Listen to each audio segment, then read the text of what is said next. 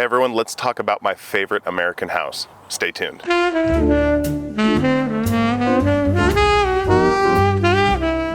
All right, so DS and Durga, if you're not familiar with the house, they are a husband and wife team, founded them. David Seth Maltz is the husband, and he's the perfumer. His wife, who is nicknamed Durga for the name DS and Durga, she does like all their marketing stuff. It's bigger than just the two of them, but that's how it started out. So they make really, really, really fun, interesting fragrances. They call them wearable art. They say that perfume is armchair travel, so very transportive fragrances, and to my nose, fairly unique. I know you can't have degrees of uniqueness, but there you go. So I'm gonna run through 7 of my favorite. I have a lot more than that actually, because I have a bunch of samples, but I'm gonna go through the 7 that I like the most so far right now, talk about them a little bit, and see where we go from there. I'm gonna start off, ironically, with I Don't Know What. That's actually the name of the fragrance, I Don't Know What. This one here is part of their Vetyver line, which they kind of have like a focused Vetyver line. Not really, but they kind of classify them all together. St. Vetyver, Cowboy Grass, and this. And this is the only one of the 3 that I feel like can also go feminine. The other 2 feel fairly masculine. But this one, I Don't Know What still, to me, sounds like the best name, because you smell this and you're like, well, I'm getting grassy. There's kind of a dryness, but there's a super wateriness about this too. Very, very watery, very clean, very sharp and clean. But when I'm like, what am I smelling? I don't know what. Like, this feels like a whole lot of textures. It feels like a whole lot of vibes. But if I try and pull an actual note out, I think the only one that I can maybe suspect I've got is Vetyver, but I don't know. This one's just so interesting, and it's so different from the other 2. I'll talk about them in a little bit, but when you're talking about a Vetyver fragrance, normally I'm thinking of things that are grassy, maybe smoky, depending, but this one is just, like I said, very clean, sharp, bright. It's just, man, now I do want to get a bottle of this. Just to also have like all the kind of interpretations of Vetyver they have, because I love Vetyver. But this one, I Don't Know What, is so great. Absolutely worth checking out. And if you're looking for something that's maybe dipping into the vein of Vetyver, but it's not, Ancre Noir or something in that vein, or Cowboy Grass, or one of those other ones that are very, very potentially off-putting if you're new or don't really like Vetyver, I feel like this is a pretty broadly appealing version. And like I said, unisex. You can smell this, and if you think of a generic guy when you're smelling this, you could totally picture it on him. If you picture a generic woman, you could totally picture her wearing this. It's one of those interesting ones. It's that, I think, for this one too, when I think about it, for the men versus women, it's interesting because I feel like, and this is all cultural obviously, but the notes that kind of stand out to me, they're different, right? So I think that's interesting too. Normally when I think of a fragrance as unisex, it just kind of smells not traditionally masculine or feminine. This kind of smells like both, depending on how you're thinking about it, which is interesting for a fragrance. I haven't really encountered something like that, quite like that before. So check this one out. So one thing that I've discovered with DS and Durga's fragrances, sometimes I like the concept more than the smell itself, meaning, and I've got a couple today that I'm talking about like that, where they don't strike me as something that I personally, like as wearable for me personally. It's not like my style, but I really like the scent for one reason or another. And Bowmakers is a good example of that. This is one that I would like to get a bottle of, but it's also one that I know isn't kind of like the style that I would wear that much.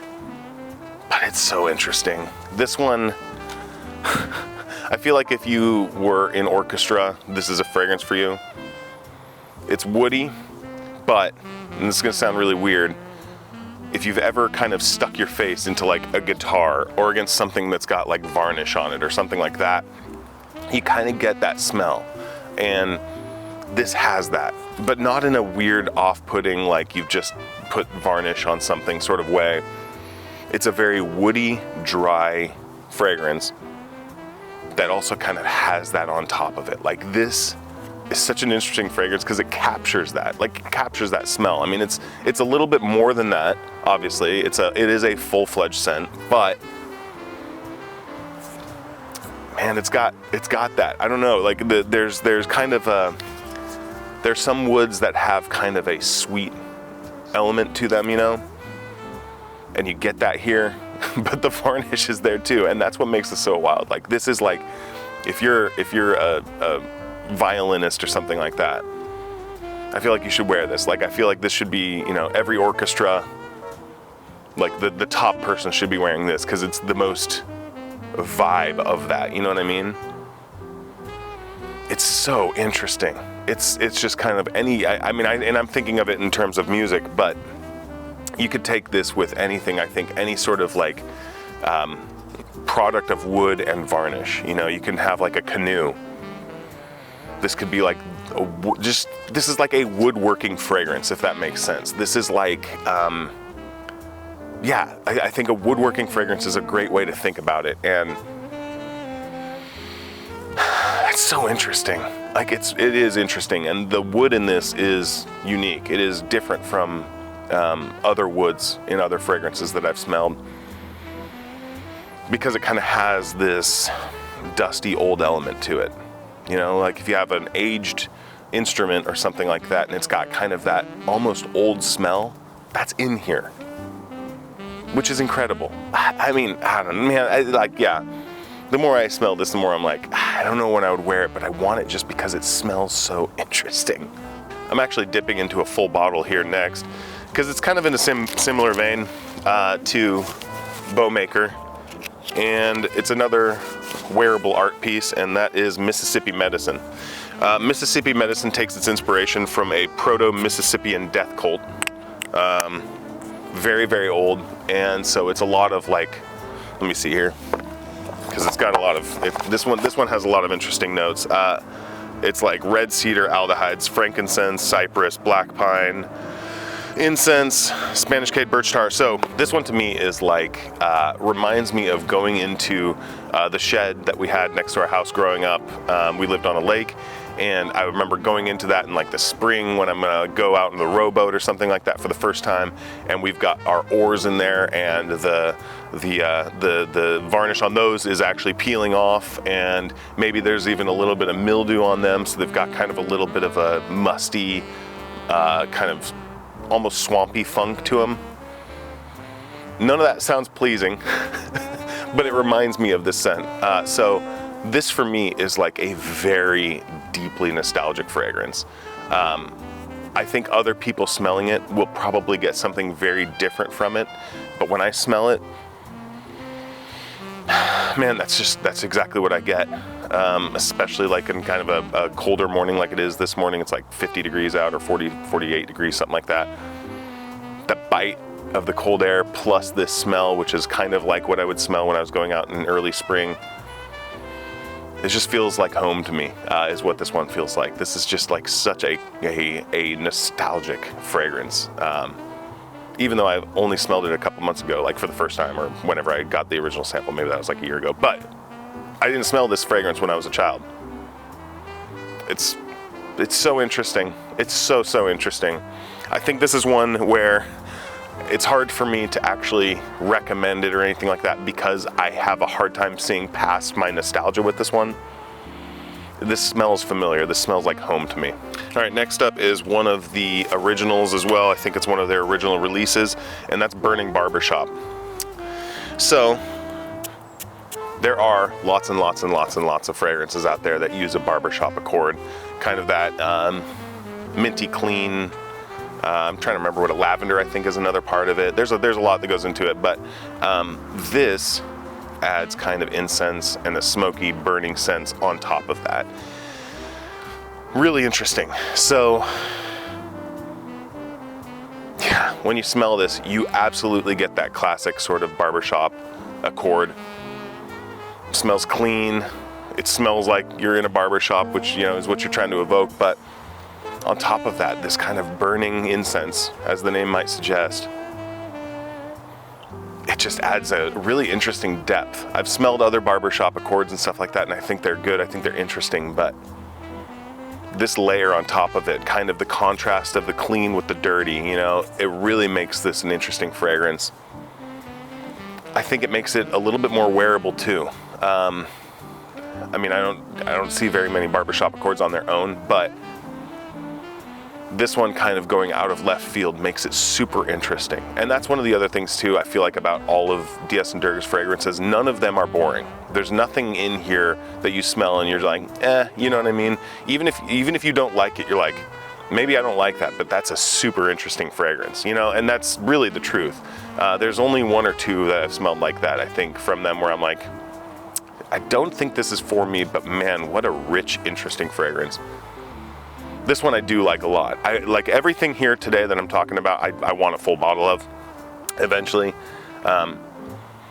It's just a matter of priorities, and you know, I get inspirations for videos that I want to make, and I want to get a fragrance for it that I'm familiar with. So it falls a little lower on the list, but man, this would be like such a good kind of like just a good standby fragrance. Like dumb reach for when you want to be clean but interesting. You know what I mean? Ah, so good, so good, so rich. Okay, dipping into another full bottle. This is one that I picked up earlier this year. I've already made a pretty sizable dent in it, as you're about to see, but this is Saint Vetyver, which, yeah, you can see, I've already chewed into this one quite a bit because it smells amazing. Like, this is, I think this is my favorite summer fragrance. I think it's dethroned Elysium. I think you can wear this year round, but man, you're gonna wanna wear it in the spring and the summertime. They describe this one as standing on your yacht with a cigar in your hand and a straw hat in the Caribbean. Yeah, this is like, it's got like sugar cane, it's got like straw hats, it's got like some sort of a rum drink. Man, what a killer fragrance. This is just like very refreshing. It's very summery. This is, I think, like the smell that you would get, like, this smells like a rich person's summer fragrance to me. Like, this is like, I feel like I would be walking in Maui and I walk past someone that clearly has $1 billion, and I'm gonna get this sillage. I'm gonna be like, oh wow. Because it's got this, it's not super sweet, has a little bit of sweetness, but it's a very tempered amount. And mix that with kind of the interesting, almost hay-like aspect of the straw hat. There is nothing boring about this fragrance. This is such an interesting fragrance with such interesting notes blended together that just make it, man, it's so good. It's so good. It's so good. Man, it kind of amazes me. This one truly floored me when I smelled it. I was like, well, I already had Cowboy Grass, and so I was like, well, do I need another Vetyver fragrance? And I was like, well, I'm getting a sample pack, so I'll just get a sample of that. And I smelled it, and I'm like, wow, this is so different from Cowboy Grass. I'll talk about that in a minute, but it is too. I mean, this is not at all the same kind of dry fragrance that Cowboy Grass is. This is exactly that. You're on a yacht. You've got a rum drink in your hand, a cigar in the other, wearing a straw hat. Oh, man, it smells so good. There's a reason why in like 5 months I've ripped into this. Because in the summertime, man, I was just putting this on a lot. It smells so good. It smells so good. If you haven't, you really need to smell this one. All right, number 2 is a fairly recent release from them. And interesting that they released it when they did, because I feel like they should have released it now. Like October would have been perfect. November, also okay. But that is Black Magenta. And I'm kind of obsessed with this fragrance. The first thing I'm going to say about it is very, very weird. I almost get like, there's a version of some sort of lipstick or lip smackers that this reminds me of.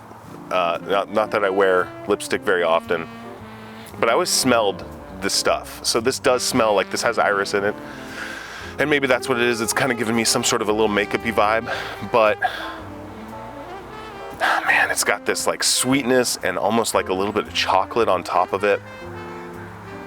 Like this is a bottom, you know, like this is not a lot of up top notes. This isn't like screechy, it's not sharp. This is like sweet, smooth, warm. Oh, it smells so good. Kind of reminds me of lip smackers or lipstick. There's something about it. Like I'm trying to figure out exactly what, because there's a familiar smell to it, and I think it's like, I think it's lip smackers. You know, like little chapstick. There's something to that, which maybe makes you think that it smells cheap. I don't think that's the case here. I think it's a lot more than that. It's got a lot of richness to it. The warmth in this though, like this is one, honestly, this is one of those like cozy fragrances. This is one that wraps you up a little bit and it keeps you warm, and it's got this like, the sweetness isn't like a punch you in the face cloying sweetness. It's like a sweetness that you discover behind the other elements as you smell it more.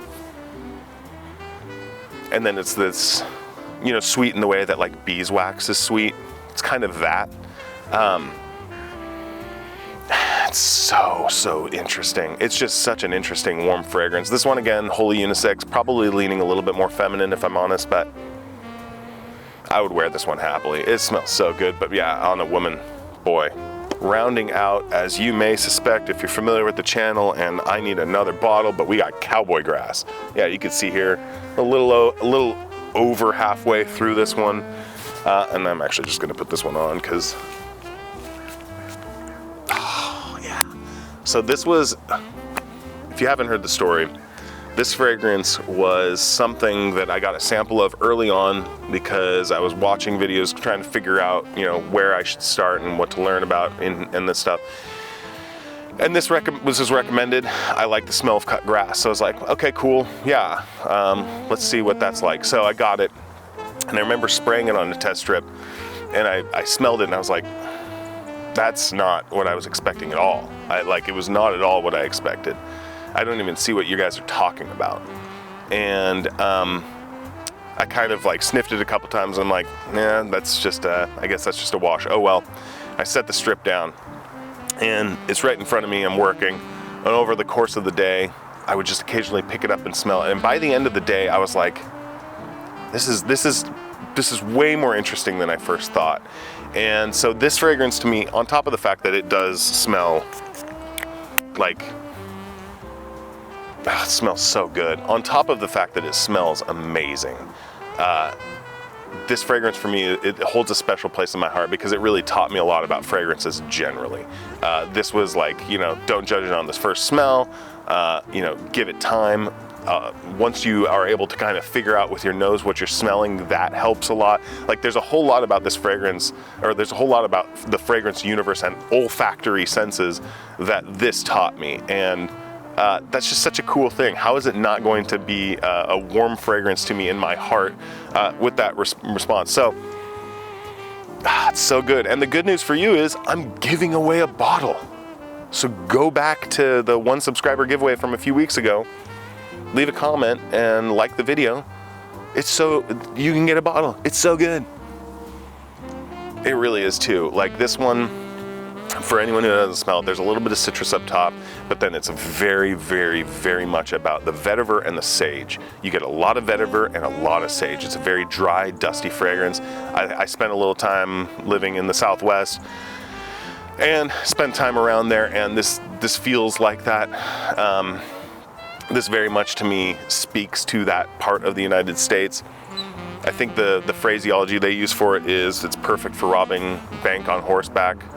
And yeah, I mean, it has that vibe. You can see tumbleweeds, I feel like. Once I kind of got my head wrapped around this fragrance, you can see tumbleweeds. It's just such a killer, cool fragrance. You even get like a little bit of like leather in the bottom, like kind of tucked in behind the other notes. You get a little bit of leather and a little bit of like gun oil potentially even. It's super interesting, super fun. A great masculine fragrance without being super annoying, like, you know, I feel like Sauvage can be. This is just like a classy men's fragrance. What a killer fragrance. Really great in the spring and the summer, but I think this is signature scent. Like, this is like, this could just be, you want to smell amazing, and this is your brand, and I think what a great one to have associated with you.